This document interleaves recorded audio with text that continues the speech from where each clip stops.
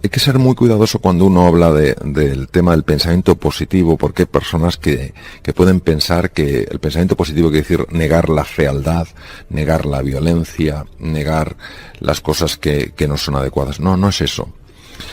Cuando nosotros hablamos de pensamiento positivo, no hablo de negar las cosas que están mal, no hablo de negar los problemas, hablo de poner el foco en las soluciones.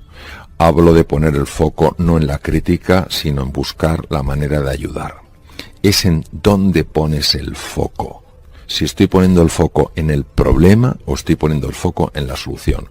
Si estoy poniendo el foco en lo que no me gusta de la otra persona o estoy poniendo el foco en lo que esa persona tiene en común conmigo. Esa persona, igual que yo, tiene anhelos, tiene ilusiones, tiene luchas internas, tiene preocupaciones. Lo que ya es difícil de negar por la cantidad de evidencia científica que hay, es que cuando una persona pone el foco en lo positivo, el organismo empieza a responder de una manera radicalmente distinta. Cuando una persona se enfoca en lo positivo, cuando una persona vive más que en la queja, en el agradecimiento, cuando vive más en la sonrisa que en la desesperanza, cuando vive más en el deseo de cooperación que en el enfrentamiento, baja los radicales libres. Y es que está absolutamente visto que el estrés negativo, el distrés, sube los radicales libres, daña el tubo digestivo, libera cortisol, el cual a su vez daña el sistema óseo, el sistema muscular, mata neuronas en el hipocampo. Es decir, está todo tan absolutamente conectado y al final, ¿a qué te lleva esto? Te lleva esto a que la clave es mirar, o por lo menos que tu foco busque ver a la otra persona como un ser humano, no como un objeto, no como un obstáculo, no como un problema, no como un desastre, sino que le veas como una persona. Y claro, esto tiene un impacto muy grande en la otra persona. Claro, tiene que salir del corazón. Esto no puede ser un maquillaje, voy a hacer como si. Si no sale del corazón, es mejor que lo hagas como si a que no lo hagas. Pero llega un momento en el que entiendo que esto puede salir del corazón y tiene un efecto realmente llamativo. Yo creo que el ser humano solo tiene un oponente. Lo que pasa es que es increíblemente astuto. Se disfraza de múltiples maneras, hasta de las maneras más sutiles, con lo cual es muy difícil reconocerlo. El único oponente para mí que tiene el ser humano es su ego. Porque el ego, cuando le domina a uno, no permite que haya espacio para el otro. Tú tienes que ser el centro de la circunferencia siempre. El ego es una creencia muy profunda, probablemente la más profunda que está metida en el inconsciente humano. Es una creencia de que yo estoy separado del mundo, de que yo estoy solo, de que yo estoy en peligro. Entonces, cuando esta creencia yo la vivo como una certeza, indudablemente vivo asustado. ¿Por qué? Porque me siento solo, porque me siento aislado y me siento en peligro. Es curioso que personas de la talla de Albert Einstein, en una ocasión dijo que había una pregunta que era la más importante de todas. La pregunta es, ¿vivo en un universo hostil o en un universo amigable? Si a la pregunta ¿vivo en un universo hostil? Yo respondo, sí. Imagínate esto cómo me va a afectar a mi forma de ver el mundo. Todo lo veré bajo ese prisma, todo lo veré bajo ese color. Si yo creo que vivo en un universo amigable, yo viviré las cosas de otra manera. Tendré dolores, tendré dificultades, tendré tropiezos, pero en un universo amigable lo entenderé como una lección que cuando tenga suficiente perspectiva entenderé que era necesaria, aunque ahora no lo comprenda, aunque ahora no me guste, aunque ahora lo rechace.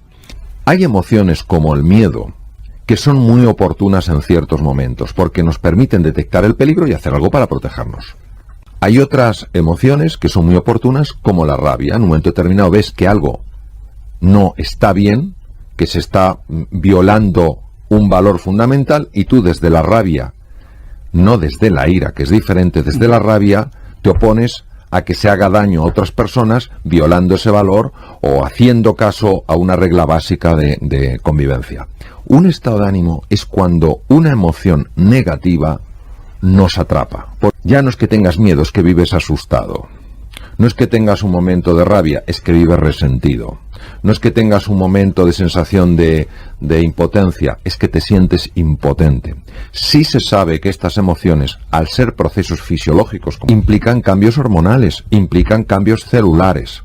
Claro, los cambios hormonales que suponen son muy dañinos, porque, por ejemplo, hay una hormona que cuando se segrega de forma normal, siguiendo lo que se llama los ritmos circadianos, que es el cortisol, pues todo va fenomenal. Pero se ha visto que este tipo de estados emocionales tóxicos pueden producir elevaciones del cortisol por encima del 50%.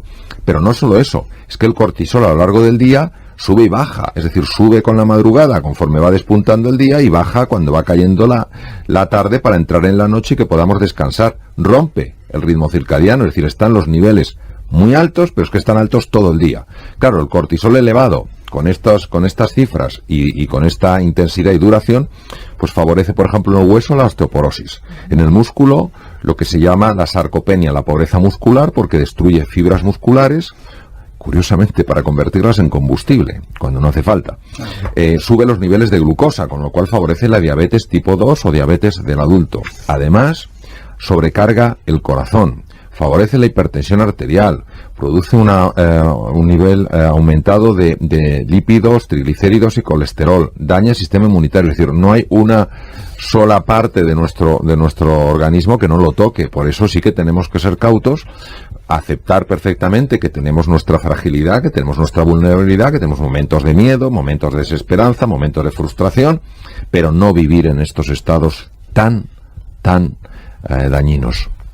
Nacemos con una tendencia, con una inclinación, a veces a ver las cosas más negativas, pero a base de entrenarnos desarrollando la fuerza del carácter, nosotros podemos darnos la vuelta como un calcetín. No es que esa tendencia no exista, lo que pasa es que ya no está presente en nuestra vida, porque hay otras formas de ser y otras formas de estar en la vida que han suplido ampliamente esa inclinación, y entonces de alguna manera ya nosotros lo que expresamos es radicalmente distinto. Yo honestamente creo que vivir de acuerdo a las emociones es un error. Las emociones fluctúan más que el viento. Un día no sabes por qué te levantas contento, otro día te levantas triste. Si nosotros dependemos de nuestro estado de ánimo para actuar de una forma u otra, pues estamos completamente dependiendo de cosas que inicialmente da la sensación que no podemos gestionar. Sin embargo, las decisiones sí que pueden marcar nuestra vida. Por ejemplo, ¿hay una emoción que es el miedo? Claro que sí, pero hay una decisión que es la valentía. Si fuéramos más conscientes del poder que tienen nuestras decisiones para transformar nuestra vida, seríamos más firmes a la hora de tomar decisiones importantes y dejaríamos de estar menos orientados por algunas de las emociones que, como comentaba antes, nos llevan de un lado para otro. Sabemos que en el proceso creativo hay una serie de etapas. La primera etapa es una persona que empieza a darle vueltas a las cosas, empieza a leer, empieza a estudiar y empieza a reflexionar. Ahí la actividad está localizada fundamentalmente en el hemisferio izquierdo del cerebro. Ahora, si esa persona, esa actividad que está haciendo, esa búsqueda, esa reflexión, la hace desde la pasión, la hace desde la ilusión por mejorar, por comprender, por avanzar, esa información está siendo recibida con especial avidez por el hemisferio derecho del cerebro, que es muy potente en lo que a emociones se refiere. Y entonces el hemisferio derecho, que es la puerta al subconsciente, empieza a trabajar sin que la persona se dé cuenta, intentando encontrar una solución. Esa solución la lanza normalmente como una imagen, como una sensación o como un símbolo. El desafío por el hemisferio cerebral izquierdo es que eso no lo vea como algo raro, sino como algo a explorar. El momento en el que esa revelación es lanzada al hemisferio izquierdo coincide con un ritmo especial del cerebro llamado ritmo gamma. Es un ritmo muy rápido, donde se combina la serenidad con la alerta máxima, muy estudiado en monjes budistas, monjes nepalíes y tibetanos. Y ese es el momento donde una parte del lóbulo temporal, la parte anterior de la circunvolución temporal superior, lanza el mensaje en una ráfaga de pocos milisegundos, 20, 30 milisegundos, y eso es lo que llamamos el fenómeno eureka o el fenómeno ajá. ¿Qué ocurre? Pues que ese es el punto de la intuición que a veces nosotros, tan habituados a ver las cosas de una manera fija, no sabemos valorar en su auténtica dimensión. Si estamos hablando de que somos absolutamente materia y solo materia, tendremos que aceptar algo que no es fácil de aceptar, que es que no somos libres. La materia, por su propia naturaleza, está determinada por las leyes de la materia, con lo cual no somos libres. Si aceptamos que el ser humano tiene libertad, aunque no sea una libertad total, pero sí una libertad real, hemos de aceptar que hay algo que trasciende la materia, que va más allá de la materia. Una dimensión que no la captan los sentidos físicos, pero sí se puede captar con el uso de la inteligencia, con el uso de la reflexión, con el uso de la meditación y sobre todo con la práctica de la benevolencia y el amor. Y cuando esta dimensión, que todos hemos tenido seguro algún tipo de experiencia, la sentimos, es muy difícil explicarlo con palabras. Decía el gran filósofo austriaco Wittgenstein: los límites de mi lenguaje son los límites de mi mundo. Efectivamente. Ahora, hay un mundo más allá del lenguaje. Un mundo al que accedieron personas como Beethoven, como Juan Sebastián Bach. Es decir, un mundo que no se puede expresar con palabras, pero que cuando lo escuchas, cuando te invitan a entrar en él, te conmueve. Un mundo que se puede apreciar también en algunos cuadros, en algunas esculturas. No sabes cómo te está llegando ese mensaje, pero te está llegando. Y cuando sales de ahí dices: entré de una forma y salgo de otra diferente.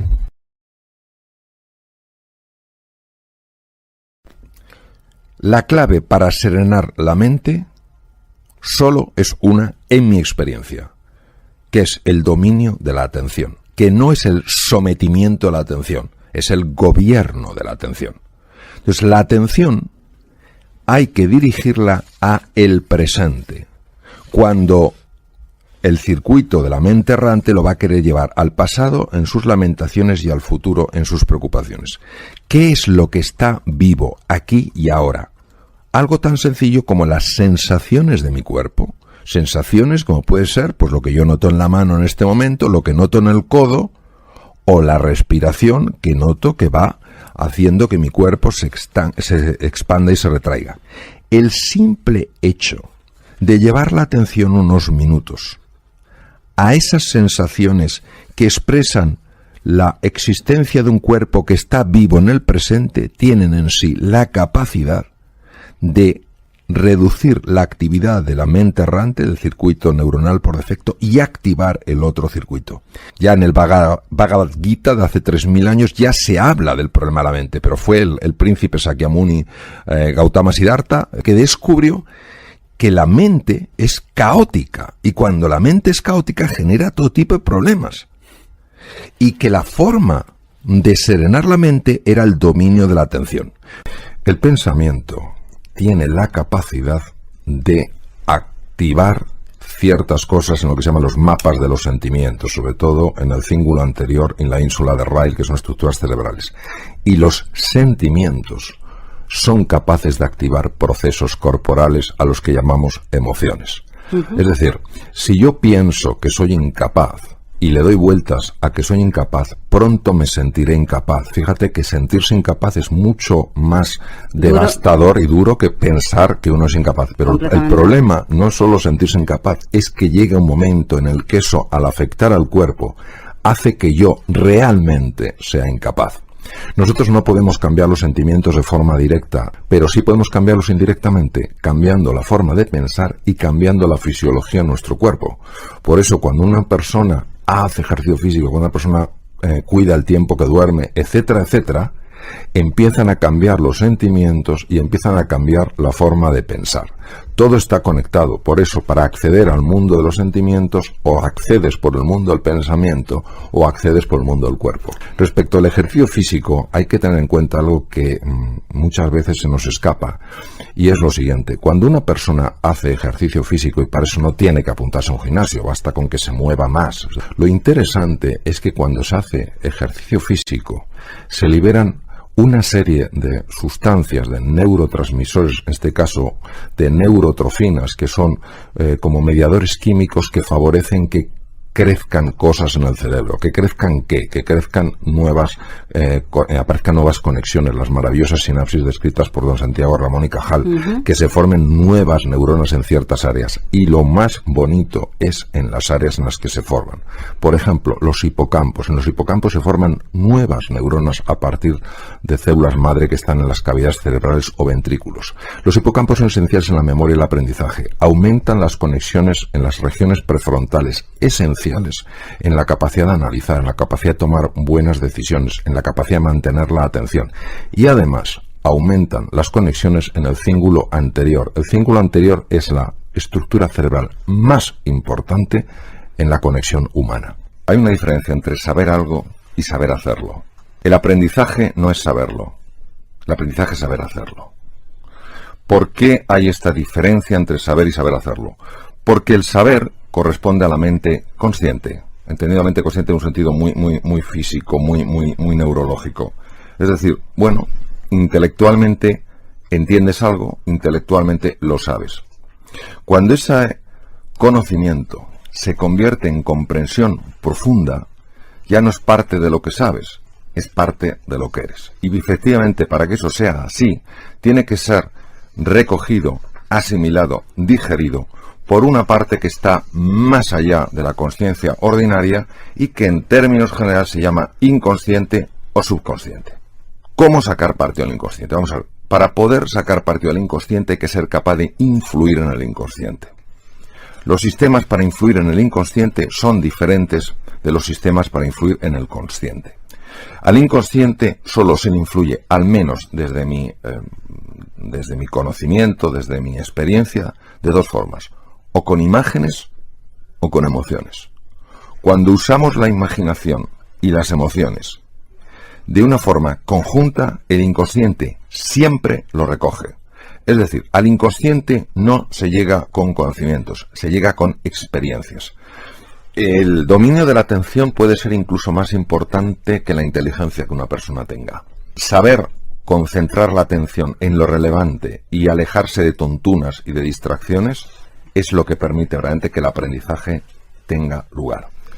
La atención hay varias formas de cultivarla. Es un entrenamiento diario.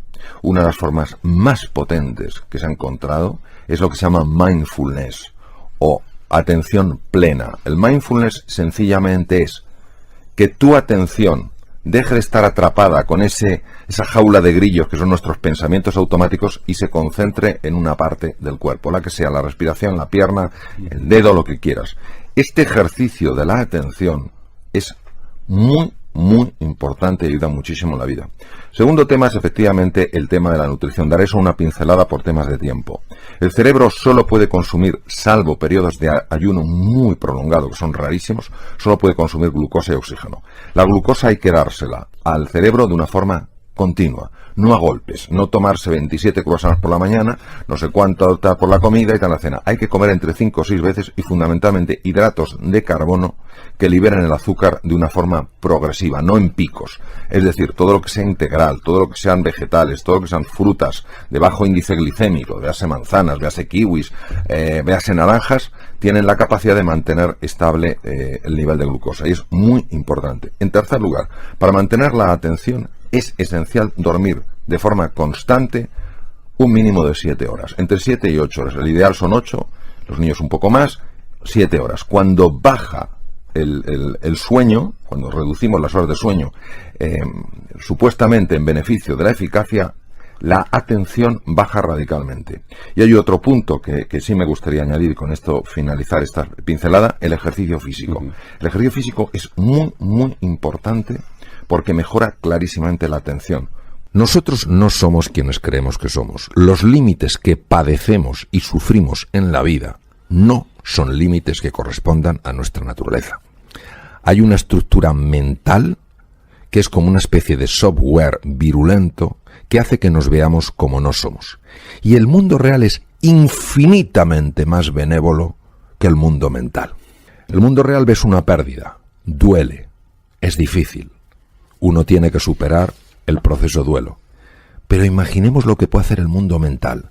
Nos damos cuenta que los límites que nos contienen no son reales en absoluto. Es decir, que el campo de juego que tenemos, el mundo de posibilidad y de oportunidad, es infinitamente superior al que creíamos.